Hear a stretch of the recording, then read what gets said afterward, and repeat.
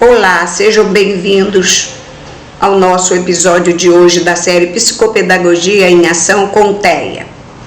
Nesse episódio, vamos falar sobre um tema que está presente no cotidiano de muitas famílias de crianças com transtorno de espectro autista: a seletividade alimentar. Essa condição vai muito além de um simples gosto ou não gosto. Ela envolve aspectos sensoriais, emocionais e comportamentais que interferem diretamente na alimentação, no desenvolvimento e na qualidade de vida da criança. Vamos entender por que isso acontece, quais os impactos e, principalmente, o que pode ser feito sobre a ótica psicopedagógica e multidisciplinar.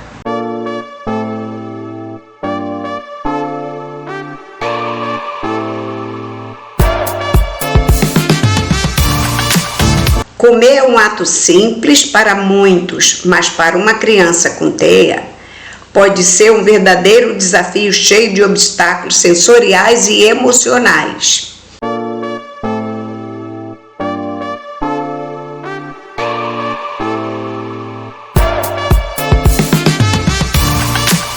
Um dos objetivos do nosso episódio de hoje é apontar possíveis causas e impacto no desenvolvimento infantil, apresentar estratégias psicopedagógicas para o acompanhamento de crianças seletivas. Também orientar famílias e profissionais sobre como lidar com essa demanda de forma respeitosa e eficaz. Vamos ter uma mini palestra com uma nutricionista sobre esse assunto, que ela é especializada nisso.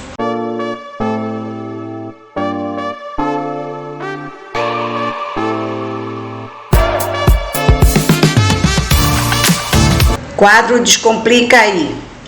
O que é seletividade alimentar? Vamos simplificar?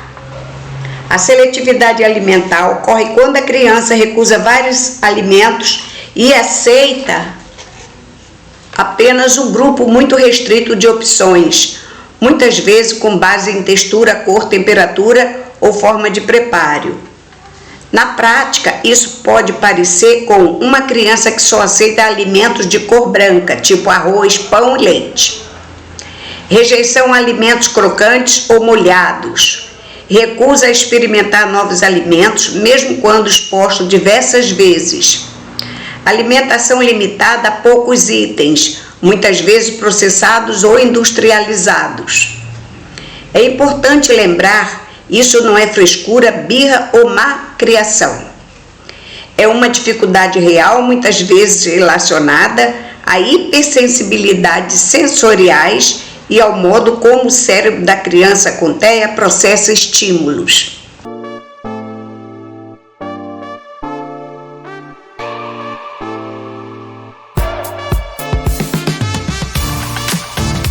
Vamos aos nossos tópicos. Tópico 1. Por que a criança com TEA Por que as crianças com TEA apresentam seletividade alimentar? Hipersensibilidade sensorial. Cheiros fortes, texturas pastosas ou crocantes, cores intensas ou até o som da mastigação podem ser incômodos. Rigidez cognitiva. Dificuldade em lidar com mudanças ou novas experiências. Preferência por rotinas. Comer os mesmos alimentos traz previsibilidade e segurança, ou seja, não quer sair da sua zona de conforto, Experiências negativas anteriores, engasgos, refluxo ou dificuldade de deglutinação. Tópico 2. Impacto da seletividade alimentar. Nutricionais, deficiência de vitaminas, minerais e baixa imunidade. Psicológicos e sociais, ansiedade na hora das refeições, isolamento em festas ou eventos escolares. Família e escola, momentos de refeição se tornam desgastantes nesse sentido, tem brigas, tem chantagens ou punição o que pode agravar ainda mais o quadro, né? Porque nem sempre os pais estão assim com tanta tolerância. Tópico 3. Como a psicopedagogia pode contribuir? Escutativa e acolhimento das queixas da família. Observação comportamental durante atividades e em situações de alimentação. Uso de materiais visuais, rotinas ilustradas, cards de alimentos, né? Tipo cardápio, cartazezinho, né? Trabalhos lúdicos com livros, jogos e brincadeiras envolvendo alimentos.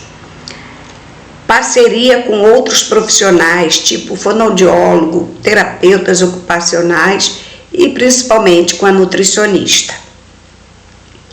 Criação de estratégia individualizada para cada criança, sim. Isso é um tipo de questão que não adianta querer pegar um modelo e passar para todos. Não, é individual mesmo.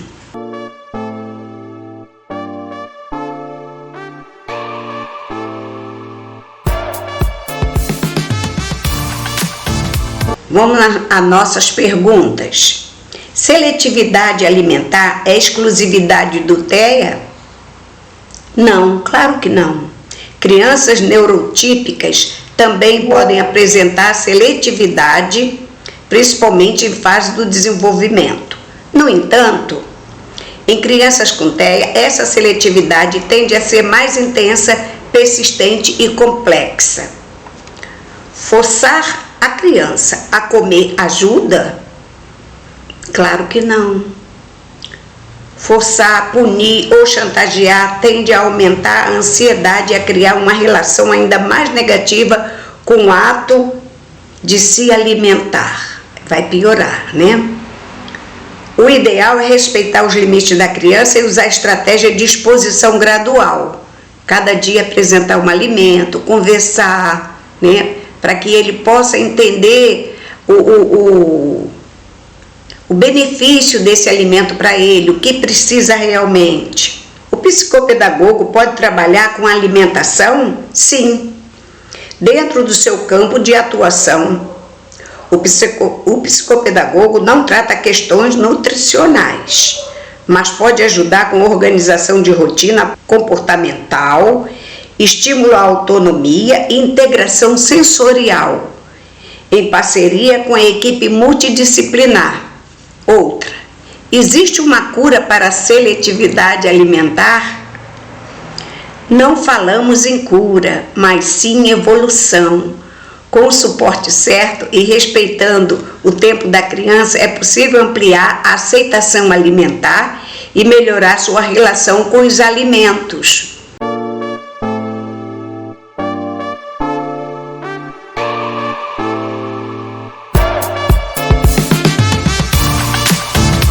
É a nossa dica da semana. Crie com a criança um livro sensorial dos alimentos. Use figuras recortadas de revistas ou desenhadas e monte um caderno com diferentes alimentos, classificando por cor, textura, temperatura ou sabor, com a participação dele, tá? Desde que a criança participe, escolha e explore. Isso pode ser um primeiro passo para a aproximação com novos alimentos, sem a pressão da refeição. Isso tem que ser muito bem elaborado, muito bem trabalhado e muita paciência.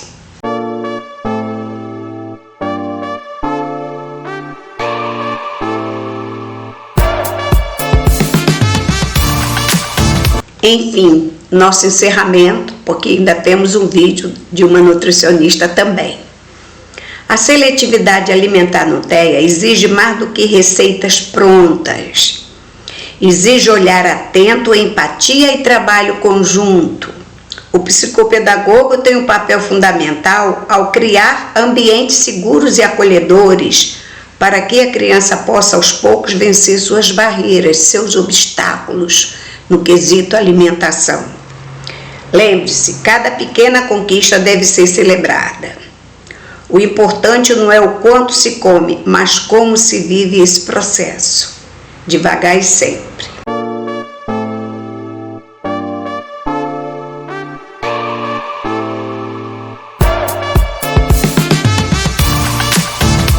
chamadinha para a ação. Se vocês gostaram desse episódio, se fez sentido para você, convide outras pessoas, compartilhe com outros profissionais de família que lidam com TEA. Deixe nos comentários suas dúvidas ou experiência com seletividade alimentar. E não esqueça, na próxima semana temos um novo episódio. E não deixe de assistir até o final, porque tem um vídeo maravilhoso com a nutricionista sobre seletividade alimentar, que ela é especialista exclusivamente nesse assunto. Até a próxima semana, fique com Deus. Vocês viram que hoje deu uma modificada, né? Agora eu estou com uniformizada e aqui está a placa do Poddel, né? Para vocês darem uma olhadinha aí, ó. Isso aqui é a nossa sala direitinho, tá? Então, gratidão por hoje. Fique na luz.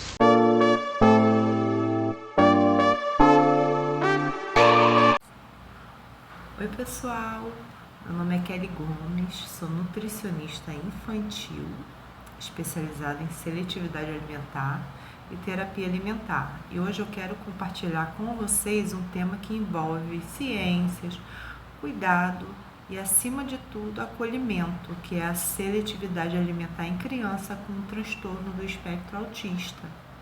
E que para entender esse processo precisamos olhar toda uma jornada, desde antes da gestação, passando pela amamentação, introdução alimentar, até os primeiros sinais de recusa que muitas vezes já estão presentes nas crianças que estão dentro do espectro, né? Há uma organização metabólica, né, que precisa ser feita, né, porque a seletividade alimentar pode parecer algo que surge só na infância, mas a verdade é que tudo começa muito antes. Quando falamos da organização metabólica antes da gestação, estamos falando da preparação do casal, né, da mulher, do homem para engravidar. Uma alimentação equilibrada, rica em nutrientes essenciais como ácido fólico, ferro, zinco, vitamina D, ácido graxo como o ômega 3, contribui para o bom desenvolvimento do sistema nervoso central do bebê. E esse cuidado prévio é essencial porque o metabolismo da mãe durante a gestação será a primeira fonte de energia e de informação para o bebê em formação. E como o corpo materno fornece o primeiro ambiente nutricional em que essa criança vai viver, né?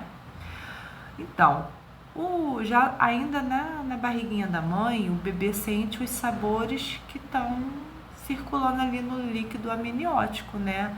Um dado muito interessante é que o bebê já consegue sentir sabores dentro da barriguinha da mãe.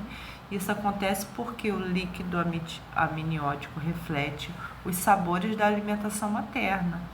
E a partir de mais ou menos 10 a 16 semanas de gestação, a pupila gustativa do bebê já está formado. E isso já é suficiente para que o bebê já reconheça os gostos, né? Então, ou seja, quando a mãe come uma fruta, um tempero, um alimento mais amargo, um adocicado, parte desses compostos aromáticos passa pelo líquido amniótico e o bebê já tem contato com eles, né? Esse é o primeiro treinamento do paladar e já influencia a aceitação alimentar no futuro, né? A importância também da amamentação, pois o nascimento vem e a amamentação, junto com o leite materno, é considerado o primeiro alimento funcional da vida, né? Ele nutre, protege e educa o paladar do bebê, isso porque o sabor do leite materno também muda conforme a alimentação da mãe. Se a mãe consome uma dieta variada, o bebê é exposto a diferentes notas de sabor, o que amplia a tolerância alimentar futura. E além disso, né, a amamentação favorece o desenvolvimento orofacial, o desenvolvimento neuromotor, preparando a criança para a mastigação e para lidar melhor com as texturas que já vem a precisar na introdução alimentar, né? Que na fase da introdução alimentar, geralmente iniciada com 6 meses, que é o momento mais marcante da construção dos hábitos alimentares, que é onde começamos a perceber as primeiras preferências, mas também as primeiras recusas. No caso das crianças com TEA, né, Muitas já apresentam uma predisposição à recusa alimentar, que isso está relacionado principalmente à resposta sensorial, pois no TEA é muito, assim, muito gritante, né, por vezes. As texturas, o cheiro, o som e até as cores são percebidos de forma muito intensa. Um alimento pastoso pode gerar desconforto, um cheiro pode ser enjoativo, uma textura pegajosa pode ser intolerável. Essas respostas podem fazer parte do funcionamento neurológico da criança e que não é birra e nem frescura, né? A seletividade alimentar é uma condição multifatorial, sensorial, que a criança pode aceitar apenas crocantes e recusar os alimentos mole ou preferir sempre os alimentos brancos. Pode ser uma rigidez comportamental, né, que pode levar a aceitar apenas um tipo de marca, uma apresentação específica, ou até um prato, uma colher, um copo específico em particular. Então, essa seletividade pode causar deficiências importantes como ferro, cálcio, vitamina B12 e fibras. Pode ser um prejuízo social e emocional, que as refeições podem se tornar um momento de estresse entre a família, gerando birra, mais dificuldade com o processo, né? Por isso que eu trabalho com a terapia alimentar, que é justamente nesse ponto que entra a terapia, que é um processo gradual, estruturado, estudado, que respeita os limites da criança e busca criar experiências positivas com o alimento. Ela envolve o contato com as cores, textura, cheiro e até a brincadeira sensorial, mas não como um simples brincar de comidinha. É uma intervenção séria que trabalha desde a exploração do alimento com as mãos até a aceitação na boca e, por fim, a ingestão, que é a última escadinha do comer. Então, nessa avanço da escalada do comer, ela vai criar uma dieta melhor, nutricionalmente necessária para desenvolver de forma saudável. E também a terapia alimentar acolhe a família, oferecendo estratégia prática para que as refeições não sejam um momento de guerra, mas sim de conexão, né? Portanto, a seletividade alimentar no TEA é uma realidade que começa a ser moldada desde a gestação, se manifesta por muitas vezes já na introdução alimentar e se intensifica conforme a resposta sensorial da criança. Compreender esse processo é fundamental para agir de forma precoce, respeitosa e eficaz. E se você é mãe, pai ou cuidador e percebe que esses sinais no seu filho, saiba que não está sozinho. A terapia alimentar, junto com o acompanhamento nutricional individualizado, pode transformar a relação da criança com os alimentos e trazer mais saúde e leveza para toda a família. Tudo num contexto social, né? Sou Kelly Gomes, nutricionista infantil, e estou aqui para ajudar vocês nesse processo e nessa nova caminhada de vocês. Beijos nutritivos.